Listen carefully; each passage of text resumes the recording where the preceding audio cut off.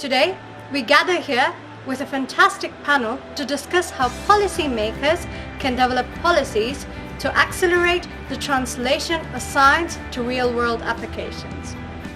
A lot of people coming out of academia don't have a really good understanding of the innovation pathway, the true valuation of their asset or their product, and really understanding how it's going to be differentiated, what the customer wants. I think the research councils now are doing more to support people moving to industry from academia, from industry into academia.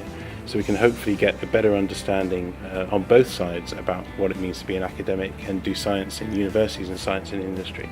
And hopefully that will then also foster more entrepreneurial thinking. I think, for me, one of the biggest advantages for startups in terms of getting involved with corporates is probably for the first time in a very long time, corporates are being forced to listen. They have to care. And you'll soon get a feel for whether that particular corporate is kind of part of the ecosystem that you're playing in, sitting at the end as the ultimate acquirer of either IP or the whole business. The people are fundamentally important. It's knowing the right people within the corporate. Some early tech startups that we work with have some great ideas, but it's an idea in a lab at the moment, and if they can get a potential customer or client using it in earnest in a real discovery context, it's great validation that this approach is something to take forward and something worthwhile. Entrepreneurship is more a specific set of skills that you can learn in managing any kind of budget or people or project.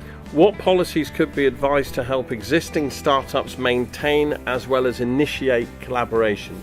So be careful not only what you incentivise, but what you disincentivise as well. We need to take a hard look at teaching people more about business and entrepreneurship in a practical sense as opposed to the more heuristic level. Jackie, Duncan and Jim, thank you very much indeed. Brilliant.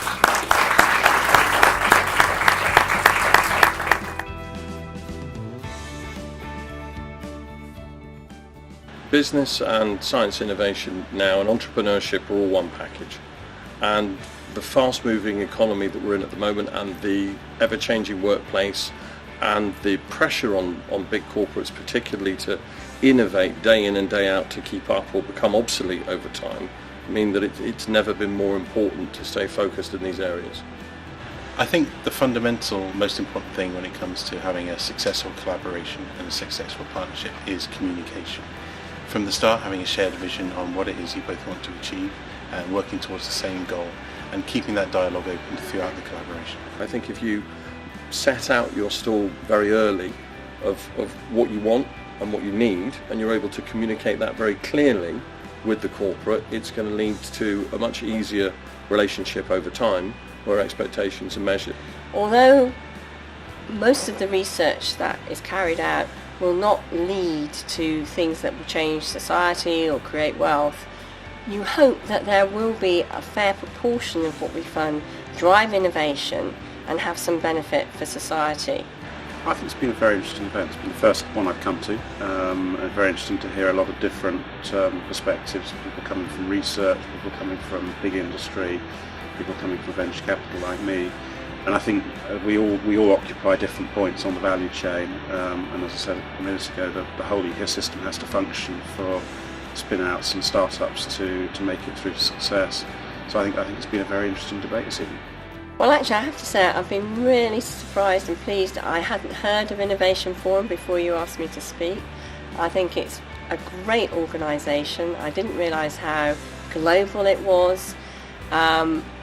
I love the fact there were so many young people here who are really obviously passionate about entrepreneurship. A lot of women, which made me even more pleased, and I'm quite committed to try and get Benevolent to be involved with the organisation.